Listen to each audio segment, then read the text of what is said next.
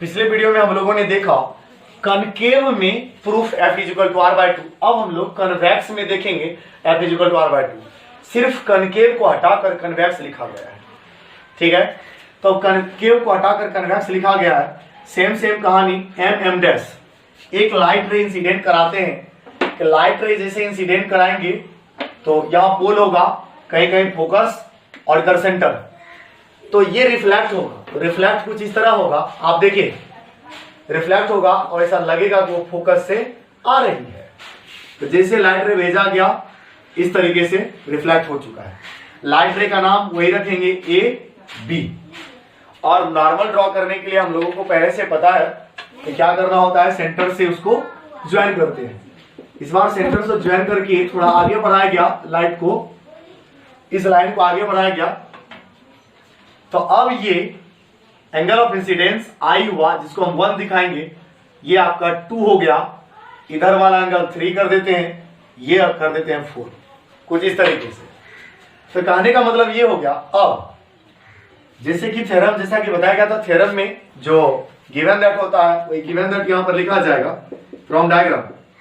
Given that में आएगा from diagram. It is clear that MM dash is a convex mirror. A ray AB is incident on mirror, and after reflection, it appears to come from focus. इतना बात आपको given में लिखना है। यानी एक रे को भेजा गया AB, जो रिफ्लेक्शन के बाद क्या हुआ, F से आता हुआ प्रतीत हो रहा है। एंड और जैसे कि उसमें भी बताया गया, इसमें भी आइए कंस्ट्रक्शन में क्या करेंगे। कंस्ट्रक्शन में CB को ज्वाइन किया और पीछे तक बढ़ाया, E तक ज्वाइन किया और पीछे भी बढ़ा दिया। ज्वाइन CB तथा and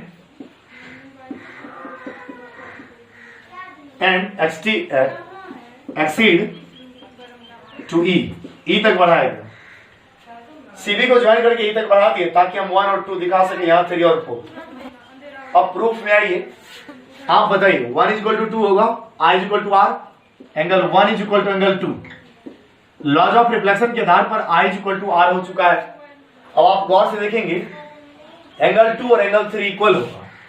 angle 2 is equal to angle 3, क्योंकि when two lines are intersect then vertically opposite angles are equal. 2 और 3 वर्टिकली अपोजिट है। और 1 और 4 इक्वल होगा। 1 और 4 इसलिए इक्वल होगा, क्यों?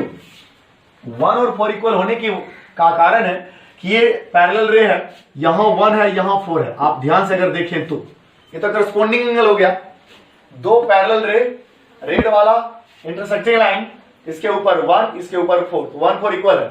इस तीनों को अगर मिला दिया जाए, 1 2 के 2 3 के 1 4 के, इससे क्लियर होता है angle 3 is equal to angle 4।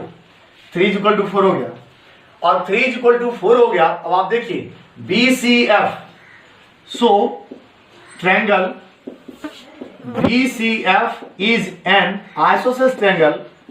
Isosceles triangle हो चुका है। और आइसोसेलेस जब ट्रायंगल हुआ तो बताइए BF इज इक्वल टू क्या होगा? BF इज इक्वल टू क्या हो जाएगा? CF।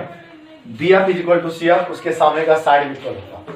ठीक उसी तरह point B, if point B is very very near to pole P, तो ये लाइन खिसक कर यहां चला आएगा, तो BF और PF दोनों क्या हो जाएंगे? इक्वल। वही लिखा हुआ है BF और PF इक्वल। उसके बाद का प्रूफ सेम टू सेम है पिछले जैसा। BF इज इक्वल टू हो गया PF और BF is equal to PF। अभी जस्ट हम लोगों ने प्रूव किया BF और CF के इक्वल है, तो BF के बदले में CF रखा गया। तो ये पार्ट CF और PF दोनों इक्वल हो चुका है। यहां पर CF और PF दोनों इक्वल हो चुका है। ठीक उसी तरीके से PC दो भाग में बटा, PF प्लस CF, और पुटिंग किया गया CF के बदले PF। सेम प्रूफ है, तो PC हो गया 2PF। PC R है, PF क्या है? F। इस तरीके से पुट जब किया गया R is equal to 2F, यानी F is equal to R by 2। Spherical mirror कोई भी हो, कन्वेक्स हो या concave, focal length is half of its radius of curvature. इसको भी 3-4 बार उसको रिवाइज करते रहिए, ठीक है। बाकी अगला इमेज इंफॉर्मेशन अगले वीडियो में देखेंगे। फिलहाल के लिए थैंक यू।